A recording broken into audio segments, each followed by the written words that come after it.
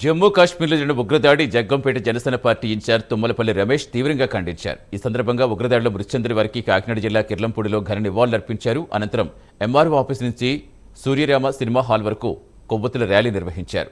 Deputy CM Pawan Kalyan ఆదేశాల మేరకు ఈ ర్యాలీ నిర్వహించామని తుమ్మలపల్లి రమేష్ తెలిపారు.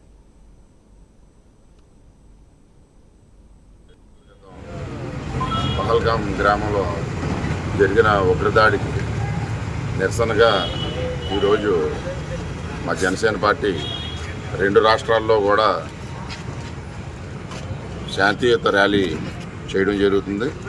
ఎందుకంటే అన్యం పుణ్యం తెలియని మన భారతీయుల్ని ఉగ్రవాదులు సుమారు 27 మంది చనిపోవడం జరిగింది. ఎందుకంటే మన రాష్ట్రం నుంచి కూడా వైజాగ్ అక్కడి నుంచి కూడా ఒకళ్ళు ఉన్నారని చెప్తున్నారు.